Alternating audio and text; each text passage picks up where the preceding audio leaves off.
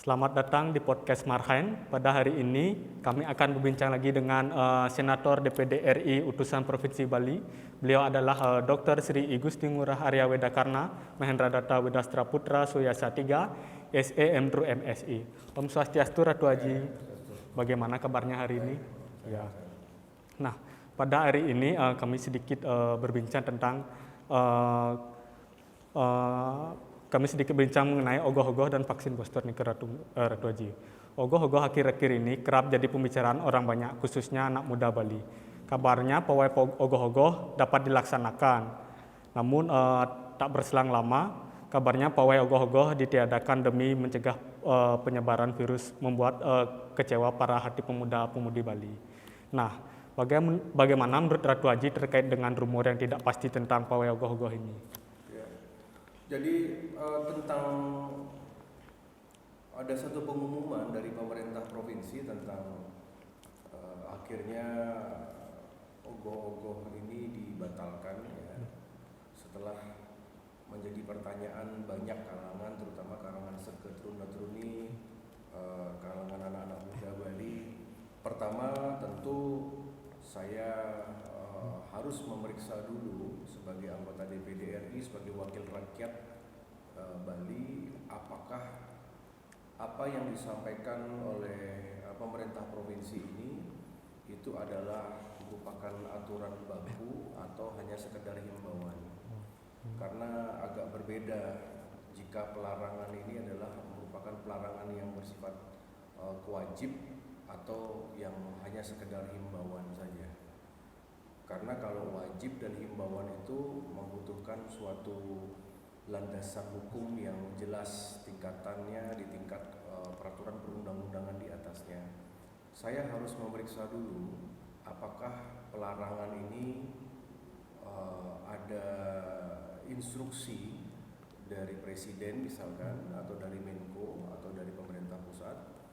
Karena setahu saya sampai hari ini itu pemerintah Republik Indonesia itu hanya menaikkan level PPKM Bali dan Jawa itu kembali ke level 3, PPKM 3. Tetapi kenaikan PPKM level ini menurut saya tidak harus serta-merta melarang ogoh-ogoh.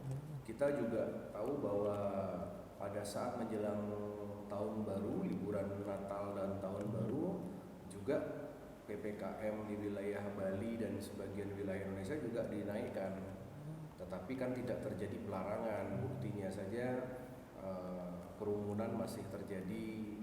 Buktinya juga pariwisata waktu itu di Bali dibuka, ya, pantai-pantai juga waktu itu tetap dibuka.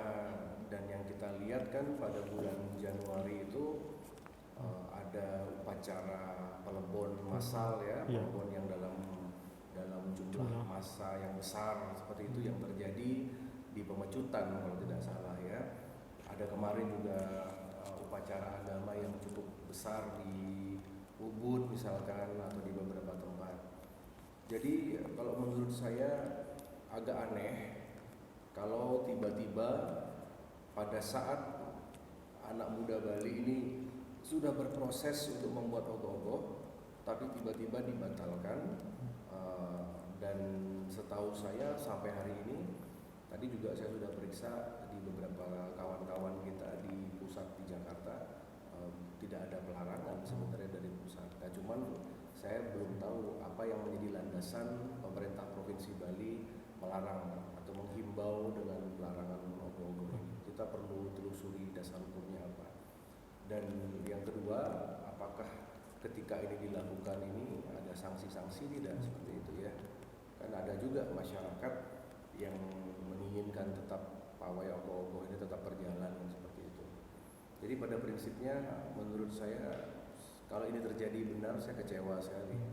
Saya sangat kecewa sekali bahwa ini sudah tahun ketiga atau ketiga kalinya semenjak tahun 2020 anak-anak muda di Bali ini dilarang kreativitasnya seperti itu. Jadi ya tidak usahlah kita berbicara tentang ajak Bali gitu, ya. Tidak usah kita terlalu banyak gembar-gembor tentang Dresta Bali kalau pada prakteknya anak-anak muda di Bali ini dilarang seperti itu ya. Apalagi kalau misalkan kalau dengan pemerintah pusat kita bisa argumen.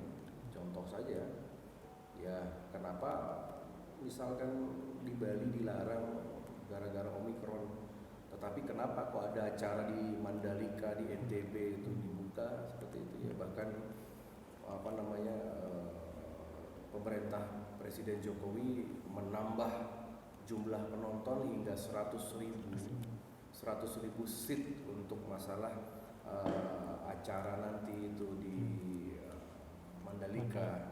Tetapi kenapa Bali yang tidak jauh dari Lombok justru diketatkan? Saya rasa agak aneh begitu ya. Karena kebijakan itu tidak bisa, kebijakan itu sporadis. Kebijakan Bali dengan provinsi yang lain itu tidak bisa sebenarnya, berbeda-beda. Kan kita ini sebuah bangsa begitu. Ini yang harus saya telusuri. Jadi menurut saya ini agak aneh begitu ya.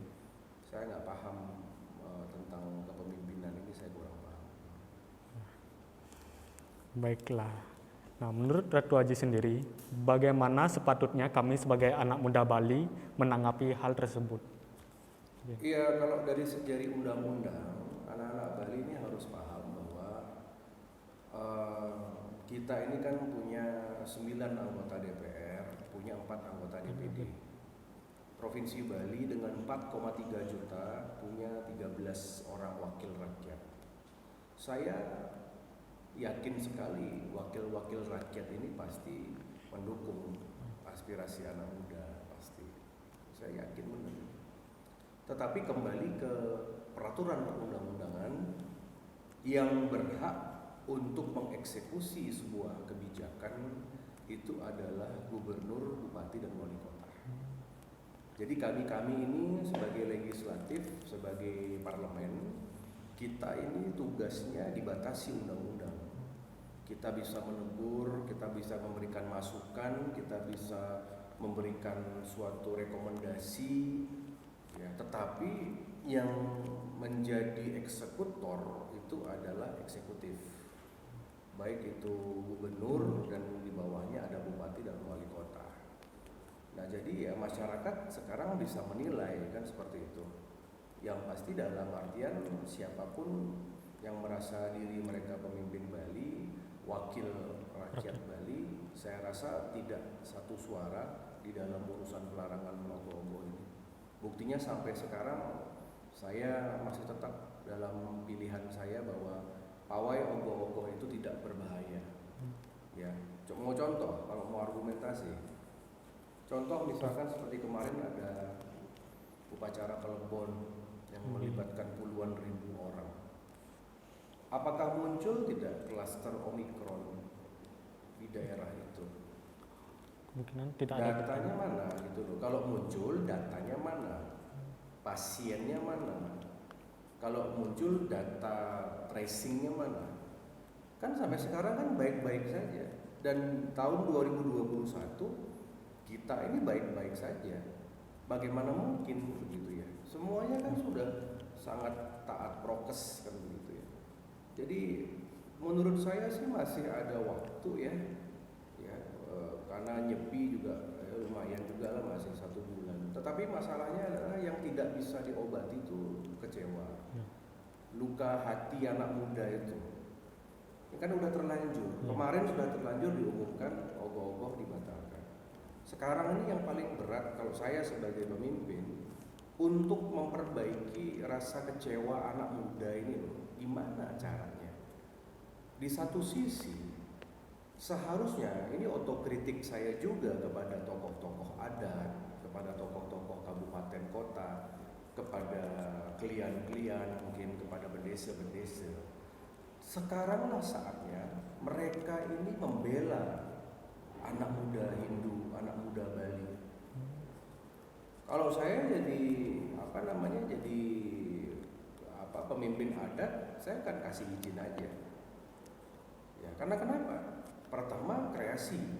Di dalam membuat ogoh-ogoh itu kan ada suatu bentuk gotong royong di sana. Gotong royong, anak-anak muda tidak keluyuran, mereka ada di Balai Banjar, mereka bisa bergaul, mereka ngobrol, mereka bisa bercanda, mereka bisa bersosialisasi. Kan sebenarnya yang mahal itu sosialisasi ini loh. Dari yang nggak bisa jadi bisa, dari anak muda yang awalnya belum menjadi anggota Seketruna, sekarang dia menjadi Seketruna dengan rasa percaya diri. Kemudian pada saat ogoh-ogoh itu sudah selesai, ada suatu kebanggaan, mereka foto, mereka selfie, mereka bisa mengevaluasi, misalkan ada ogoh-ogoh yang manual, ada yang sudah pakai teknologi seperti itu. Jadi sebenarnya yang menurut saya penting itu proses pembuatan ogoh-ogoh itu. Ya. Yang nomor 2, kalau sekedar cuma bisa ngarak gitu ya kasih aja ngarak di depan ini, di depan Banjar gitu ya, keliling di desanya sebentar gitu. Saya rasa nggak masalah.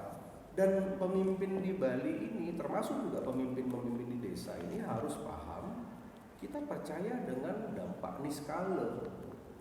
Karena kan tujuan ogoh-ogoh ini kan adalah memperlindungi, menjauhkan desa dan Bali ini dari wabah kan. Ini kan belum pernah dicoba.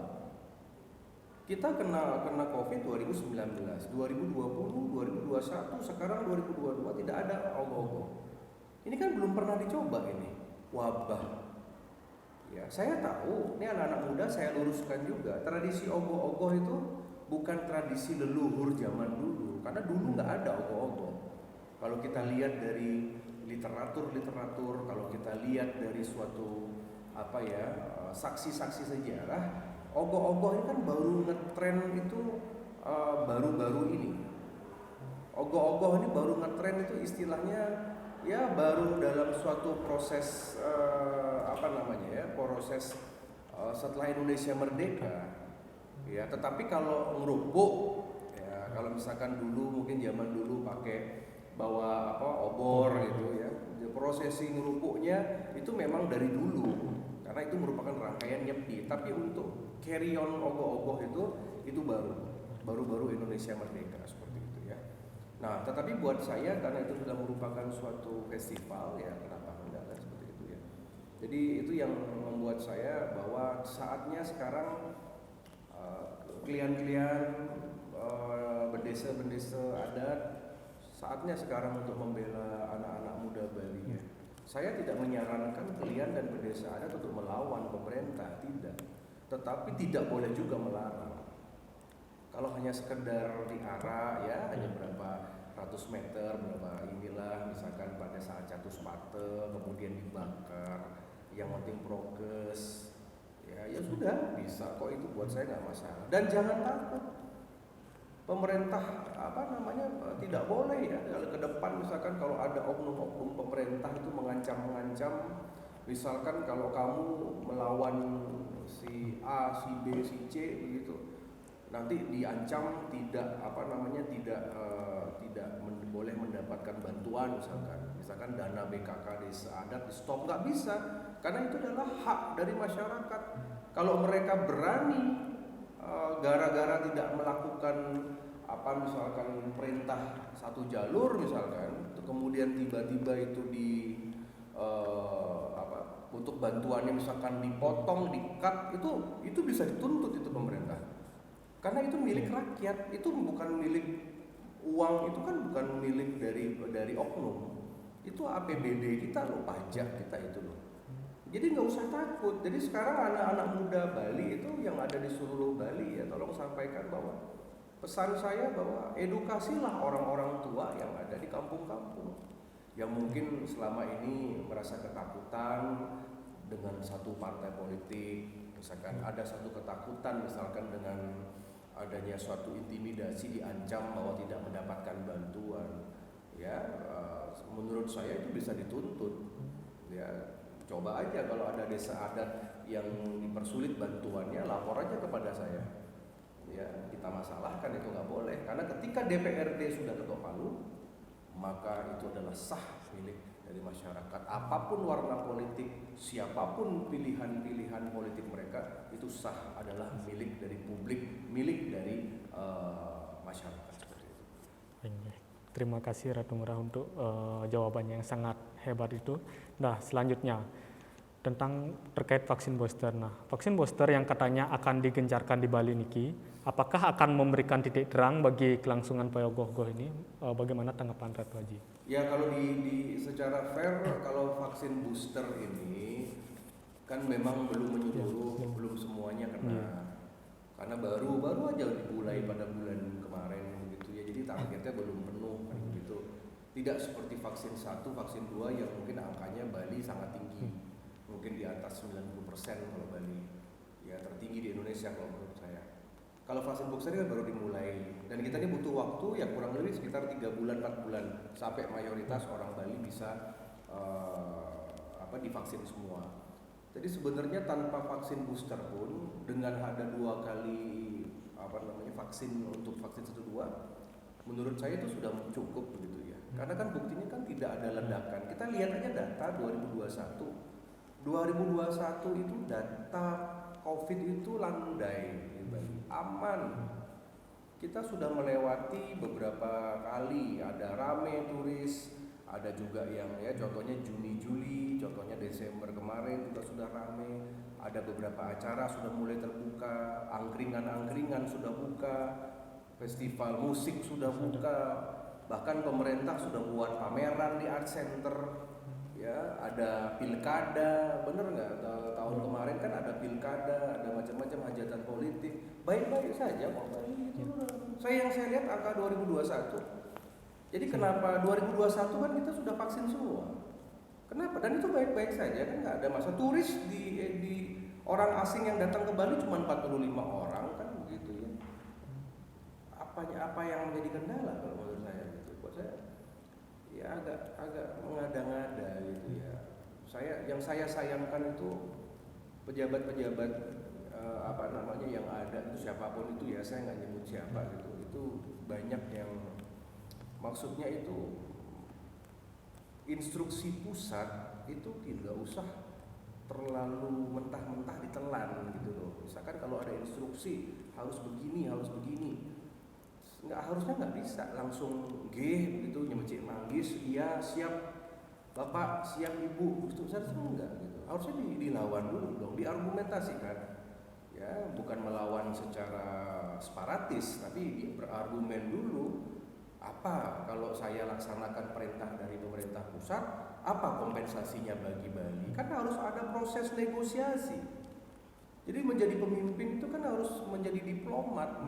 Oke, saya akan lakukan perintah dari Pak Menko, tapi tolong rakyat kami 4,3 juta, apa kompensasinya?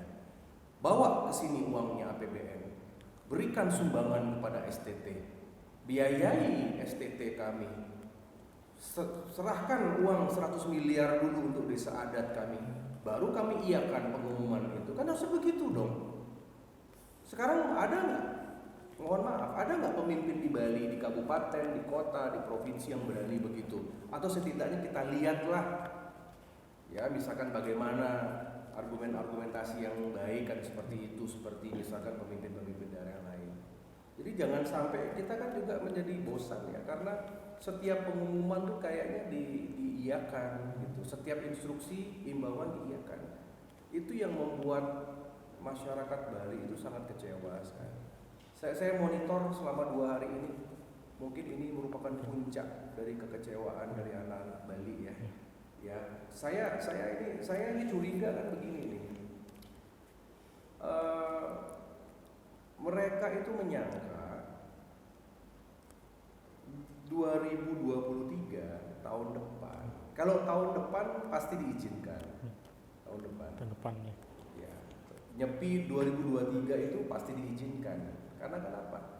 Karena dekat sama pilkada dan pemilu. Jadi mereka itu kiranya berpikir itu bahwa ya sudah dikorbankan saja sudah. Tahun 2020, 2021, 2022 ini kan aja. Toh juga orang Bali, anak muda Bali cepat lupa. Kan gitu pikiran dari itu. Jadi anak-anak muda Bali harus paham loh. Nanti apapun yang Anda minta di tahun 2023 dan 2024 akan dikasih. Akan dikasih. Mau ngapain kayak mau ogoh-ogoh, mau ada bagian dikasih semuanya. Tapi itu kan buat saya nggak bagus. Karena tradisi itu kan nggak bisa dihilangkan sekarang untuk kepentingan politik. Ya kalau dari segi obrolan ya sering lah saya dengar ya kalau ada teman-teman politik itu berpikirnya kok aneh kan gitu ya. Udah nanti 2023 aja, kita turun 2023 aja, nanti kasih aja izin. Lupa dah dia sama masalah 2000. Dan memang kenyataannya masyarakat Bali ini memang kalau tentang hal seperti ini mungkin memorinya perlu ditingkatkan lagi ya, dalam artian namanya Bung Karno itu kan pernah ada acara namanya Jas Merah. Nah, sekarang tergantung pada anak-anak Bali. Jangan sampai sekarang ada anak Bali berbicara ya seperti himbauannya Haji AWK, catat namanya ya, misalkan nanti pada saat kalau kecewa jangan dipilih lagi, atau nanti kita akan balas dendamnya di balik kotak pemilihan kan begitu ya. Buat saya ya jangan omong-omong juga. Ya, nanti tahun depan dikasih izin ya yes lagi, yes begitu kan. Nah itu buat saya ini merupakan, kalau buat saya ini drama semuanya ini. Drama. Kalau saya menjadi kalau saya sebagai pemimpin yang beraliran Soekarnois itu nggak boleh. Masalahnya ini ritual ini harus diadakan sekarang. Jadi buat apa sih kita bicara tentang macam-macam kalau di media kita bicara ajak Bali, kita bicara tentang pro budaya Bali, tetapi buktinya ogoh-ogoh yang budaya Bali itu tidak diizinkan. Buat saya not make sense. Nah, selanjutnya Ratu Haji. Nah, menurut Ratu Haji sendiri, adakah cara untuk kita tetap melestarikan budaya di tengah kondisi pandemi yang berbahaya seperti ini? Kan banyak, maksudnya lebih cepat menular virusnya sekarang Omikron itu.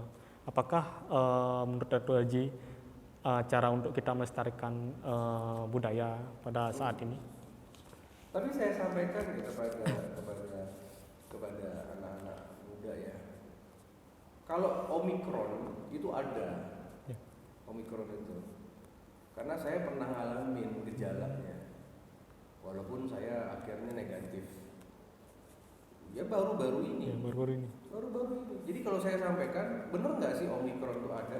Ada, karena saya ngalamin gejalanya, tapi saya punya cara sendiri untuk bisa sembuh gitu ya. Seperti yang disampaikan oleh dokter-dokter, gejalanya seperti misalkan batuk ya, batuknya kering, udah itu di sini tenggorokan, kemudian panas, tapi panasnya nggak keluar keringat gitu ya. Kemudian tiba-tiba tuh panas dingin gitu.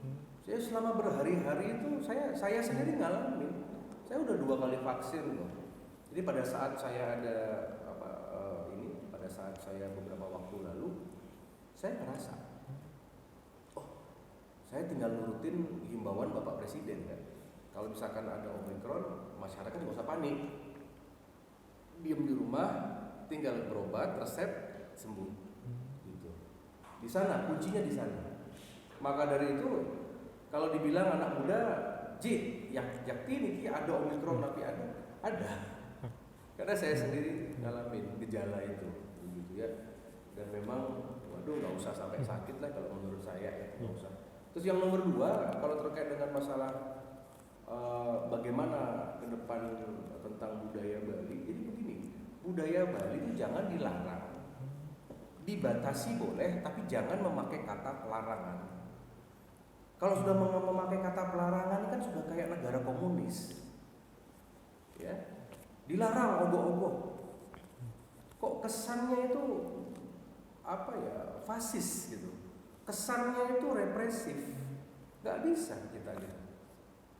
Kalau dibatasi boleh. Ayo dong, misalkan seperti kemarin ogoh-ogoh boleh pembatasan.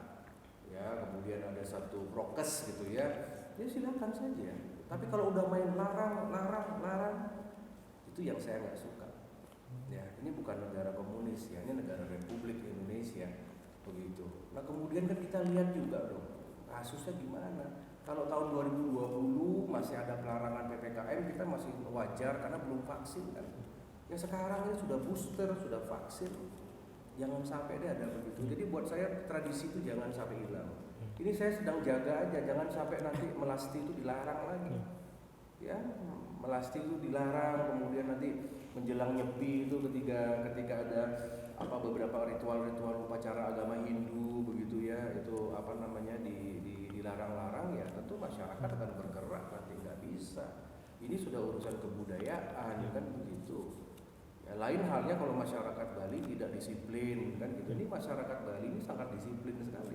Prokes, pakai masker, boosternya bagus, vaksinnya bagus, gaya hidup kita bagus, semua cuci tangan. Kita lihat juga pura-pura kita juga sangat menerapkan itu gitu ya. Tidak seperti daerah lain yang agak-agak longgar kan gitu ya. Jadi buat saya agak aneh aja kok. Seperti kemarin tuh acara Imlek kan meriah. Kita lihat itu di video itu ada barongsai kan, satu mall tuh ribuan orang. Ya jalan itu. Kemarin ada upacara Pelebon itu jalan semuanya. Buat saya tuh perlu keberanian seorang pemimpin sebenarnya untuk berkata iya, tetapi tentu kita harus hargai juga. Seperti tenaga kesehatan, seperti dokter-dokter, kita perlu hargai. Yang penting jangan pakai kata melarang gitu. Itu yang saya keberatan, melarang. Kalau diatur iya, diatur boleh, dibatasi boleh, tapi tidak dilarang, tidak dibatalkan. Itu kuncinya di sana. Nah, selanjutnya Ratu Ngurah. Nah, sekarang kan sedang ramai lomba Balai Ganjur Ogoh-Ogoh yang dilakukan secara virtual. Nah, bagaimana pendapat Ratu Aji sendiri mengenai hal itu, banyaknya lomba virtual sekarang? Saya ini orangnya kolot ya. Kolot itu saya ini orangnya konservatif. Saya suka kalau lihat orang nari itu saya sukanya lihat langsung. Yang namanya tarian itu kan, tarian Bleganjur itu kan harus kita rasain gitu ya. Masa kita ini kan harus duduk lihat orang nari di panggung, orang damel gitu. Karena kita harus ngelihat geraknya, kuping kita juga ada interaksi. Jadi ada semacam taksu yang ada. Tapi kalau cuma sekedar mohon maaf, itu memang virtual. Kalau misalkan konferensi, saya masih mau kalau mau menjalankan Zoom gitu ya. Kalau saya pribadi gitu konferensi oke. Tapi kalau untuk saya melihat Bleganjur atau melihat tari-tari Bali, seyogianya saya harus memang hadir melihat gitu. Nggak bisa tarian itu cuma dinikmati dari jauh. Kan apa bedanya kita dengan pasang Netflix atau pasang YouTube kan begitu ya. Ya silahkan aja lah, itu mungkin menghibur aja. Tapi kalau buat saya enggak, secara pribadi ya, kalau saya ditanya saya nggak cocok. Saya cocoknya melihat Bleganjur itu langsung membarungnya langsung gitu, lebih seru dibanding cuma begitu enggak. Karena jadi besok-besok atas alasan COVID, atas alasan efisiensi, nanti semua budaya kita didigitalisasi. Sekalian aja besok konferensi di Bali, misalkan kalau ada konferensi, ya tiba-tiba nanti penari-penari kita dari desa tinggal di Zoom aja, tinggal muncul di layar, kan aneh kelihatan. Enggak, saya rasa enggak, bukan itu visi Trisakti Bung Karno berkepribadian dalam bidang budaya, bukan itu. Nah, selanjutnya Ratu Aji. Nah, melasti kan Ratu Aji dapat tadi membahas tentang melasti. Nah, melasti adalah serangkaian kegiatan yang dilakukan sebelum pawai berlangsung. Menurut Ratu Aji sendiri, apakah upacara melasti akan terkena dampak dari corona? Enggak, kalau saya enggak rasa. Melasti kayaknya diizinkan. Ya, walaupun kayak seperti awal-awal tahun itu kan terbatas ya. Mungkin hanya perjurunya saja, mungkin hanya pemangkunya kan gitu kan. Yang pasti intinya itu jangan sampai dilarang. Harus dijalankan dengan keterbatasan, dengan pembatasan, dengan prokes begitu. Oh, enggak boleh. Saya sendiri istilahnya akan protes keras kalau upacara melasti itu sampai dibatalkan seperti ogoh-ogoh. Kayaknya nih oknum-oknum pemerintah tuh beraninya sama anak muda aja gitu ya. Karena anak muda Bali kan polos-polos gitu ya. Sekarang misalkan di prank begitu ya dia paling anak muda tuh paling protesnya di medsos, paling maki-makinya di medsos kan gitu kan. Kita kan nggak seperti daerah luar Bali yang kalau ada keberatan tuh demo gitu kan. Tapi kalau sama orang-orang tua berani nggak itu yang namanya oknum-oknum pemerintah. Ya kalau mereka berani melarang melasti, bisa-bisa mereka bisa nggak dipilih lagi besok di pemilu. Saya rasa oknum-oknum siapapun itulah yang merasa dirinya tokoh itu juga milih-milih lawan juga kalau buat saya. Ini anak-anak muda aja yang dimanfaatkan, yang mumpung polos, mumpung bisa diatur gitu ya, jadi ya sudahlah, nggak mungkin kayak daerah lain demonstrasi gitu bawa bambu itu langsung demonstrasi ke kantor pemerintah, kan kita kan nggak ada kultur itu. Makanya sebenarnya polosan kita ini dimanfaatkan sebenarnya. Ini dalam teori politik namanya ada manajemen konflik. Anak mudanya kan jadi korban terus. Ya sama seperti misalkan ada satu pendapat apa tuh? Saya juga agak heran. Saya baca di koran tadi atau baca di medsos tentang anak muda disarankan tidak merayakan Valentine Day. Ngapain ngurusin yang begitu-begitu? Anda tahu nggak yang namanya Valentine itu, Saint Valentine itu kan orang suci, gitu. Itu adalah budaya universal. Dan di Bali ini hidup budaya universal. Jadi ngapain ngurusin? Kok udah kayak kadrun di kelompok sebelah yang nggak boleh ini ke barat-baratan. Ini mau dibawa kemana Bali ini? Tanpa dikasih himbauan pun nggak semua orang Bali kok merayakan itu kok. Merayakan itu kan perlu biaya juga, perlu modal juga. Tetapi berikanlah masyarakat kita happy, berikanlah masyarakat kita ini seneng, kan begitu. Yang diurusin tuh jangan melarang, membanding-bandingkan Saint Valentine, membanding-bandingkan hari raya itu dengan misalkan dengan tumpeng kita. Buat saya kok nggak masuk akal, hati-hati loh. Itu Saint Valentine itu dari yang saya baca itu merupakan ajaran-ajaran agama tertentu yang diakui di Republik Indonesia. Sekarang apa yang dibenturkan dengan ajaran Hindu? Ya, kita punya kok dewa-dewi yang memang kasih sayang, hari-hari kasih sayang. Kalau mau ekstrim ya setiap hari adalah kasih sayang, karena kita kan Trikaya Parisuda. Jadi saya nggak paham ya. Saya minta sudahilah urus-urus yang begini-begini gitu. Urusi itu biar di Bali itu pintunya dibuka. Gimana biar pesawat Garuda Indonesia datang ke Bali dari Jepang tuh nggak beberapa belas orang gitu, biar bisa ratusan. Gimana caranya biar bisa lebih hebat dari Mandalika. Itu yang diurus oleh seorang pemimpin. Nggak usah ngurusin Valentine, batalin ogoh-ogoh. Dampak politiknya ngeri loh. Ini di bawah ini 99,99% anak muda Bali marah hari per hari ini. Coba kalau anak muda Bali marah, bisa nggak orang tua ngatur? Enggak. Bisa ngatur di sana partai politik, bisa mengatur di coblosan, bisa mengatur kampanye, nggak bisa. Anak muda Bali itu yang jumlahnya sekarang lebih banyak dari orang tua, kita sebut namanya bonus demografi, mereka akan membalas ini. Ya, tapi mungkin kalau saya percaya sudah jalan Tuhan bahwa di pandemi ini terseleksilah pemimpin. Siapa yang benar-benar nilihin jagat Bali, siapa yang tidak. Makanya saya siapkan aja anak-anak muda Bali sebagai calon-calon pemimpin bangsa ke depan seperti itu ya. Ya. Tapi sudah terlanjur. Kalau menurut saya damage politiknya sudah luar biasa ini, sudah luar biasa hancur dari pengumuman kemarin. Udah nggak bisa diperbaiki. Ya tapi itu mungkin jalan di periode terakhir ini mungkin itu seperti itu. Baiklah. Nah untuk pertanyaan terakhir untuk hari ini Ratu Ngurah. Nah kalau kita lihat di postingan Ratu Aji yang menyemangati anak-anak muda Bali untuk tetap semangat dan melestarikan budaya di masa sekarang.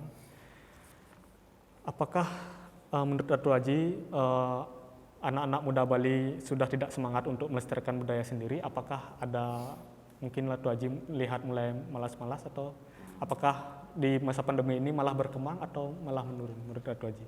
Potensi budaya itu hilang tuh bisa terjadi. Bisa terjadi. Ya. Budaya itu bisa hilang kalau tidak diuri-uri. Budaya itu bisa hilang tuh kalau tidak difasilitasi.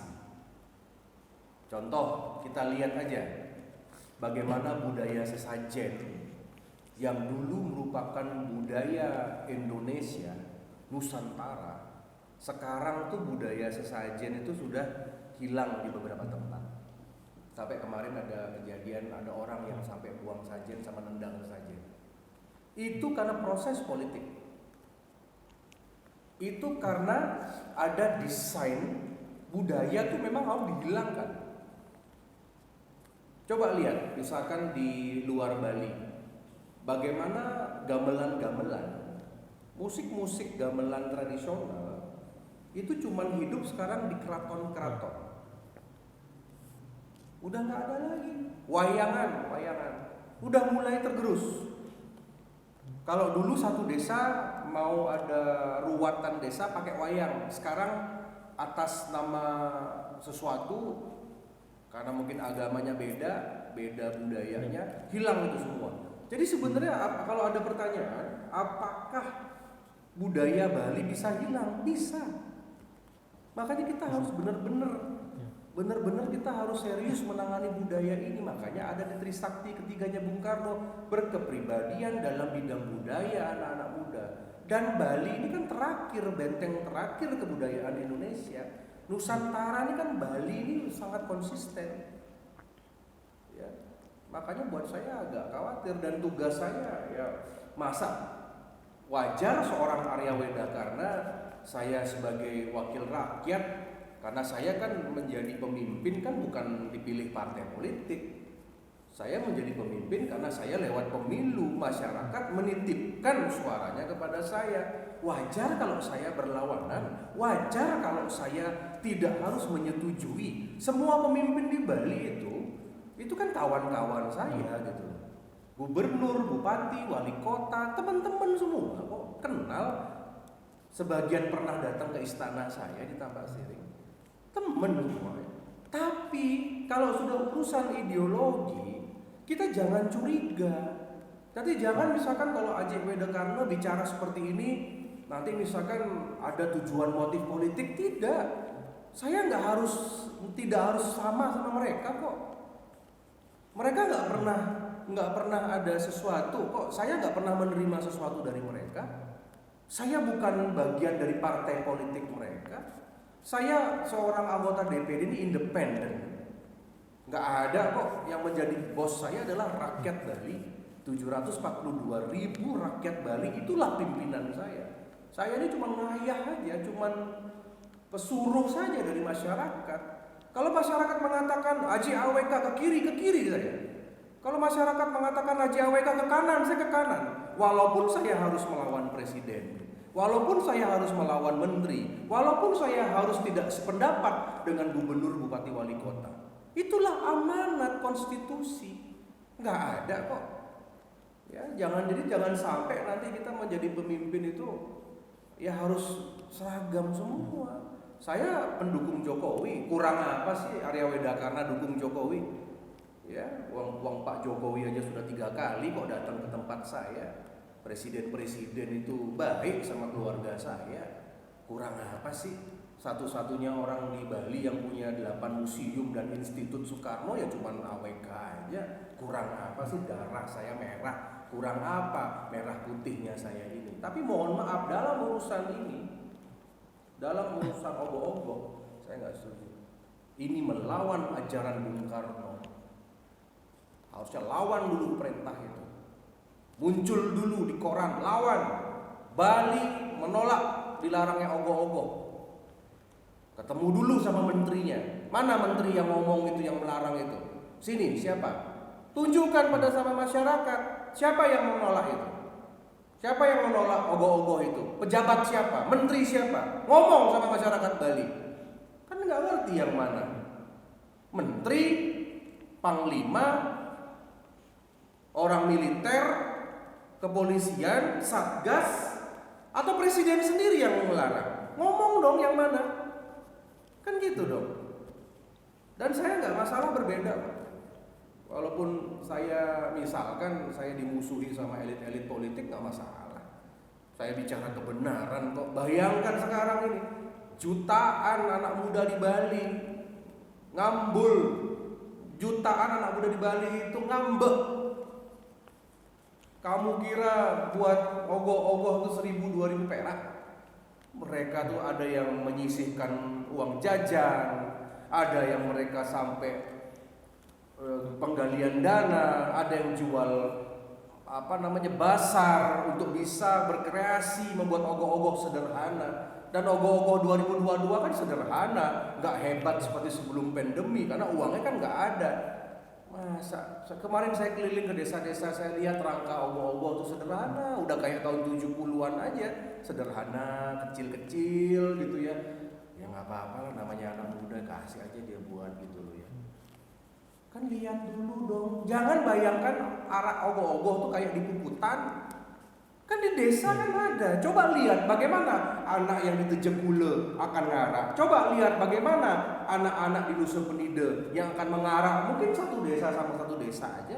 Bagaimana anak-anak di Jembrane. Jembranenya jangan lihat jalur Denpasar Gilimanuk, lihatnya Jembranenya yang di dekat bukit itu. Ya. Saya tersinggung dengan pelarangan ogoh-ogoh ini. Lihat yang di Gianyar. Gianyar jangan lihat Ubud, jangan lihat Sukawati yang rame-rame, lihatnya yang di kampung, yang di pelosok, di Tegalalang, di Payangan, ya, Bangli juga sama, lihat yang di ujung-ujung gunung itu, ya. Kelungkung juga sama, Tabanan, Denpasar, ya sudahlah, saya dalam artian udah capek, udah beginian. Yang penting masyarakat Bali, saya sih nggak peduli gitu. Yang penting masyarakat Bali, anak muda Bali udah tahu bahwa ada seorang Arya Wedakarna yang berbeda pendapat.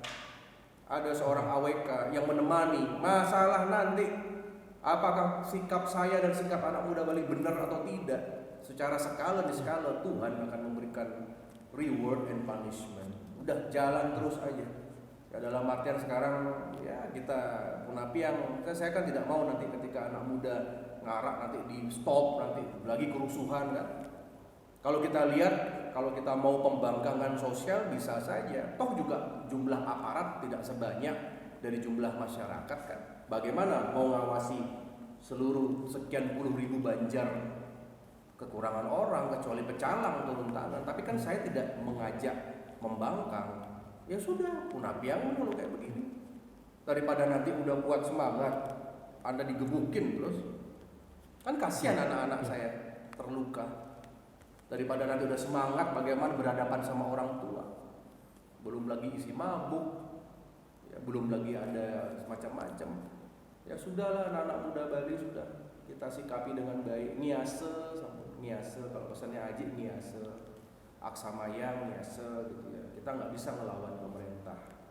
Ya, jadi ya sudahlah, dalam artian kita sikapi sambil menunggu, siapa tahu ada bendesa-bendesa adat yang berani-berani mendidihin jagat desanya. Siapa tahu ada klien-klien yang hebat-hebat. Kita kan tinggal nunggu itu aja. Ya, tapi sepertinya saya rasa itu cuma himbauan kok, bukan larangan tegas gitu. Karena yang pasti saya ingin menyelamatkan nama Pak Jokowi. Yang nama yang lain boleh rusak, tapi jangan rusak nama Pak Jokowi di Bali. Anak muda sampai sekarang tidak ada presiden melarang ogoh-ogoh. Tidak ada Senayan saya melarang ogoh-ogoh, tidak ada. Tapi yang lain saya nggak tahu gimana. Ya Bang Ketan salah. Ya, saya dukung Presiden Jokowi seperti itu. Ya, terima kasih Ratu Ngurah sudah memberikan menyumbang pikirannya pada hari ini, dan terima kasih untuk yang menonton pada hari ini. Dan jika ada salah kata dan salah ucap, saya minta maaf, dan saya tutup dengan Pramo Santi. Om Santi Santi Santi Om.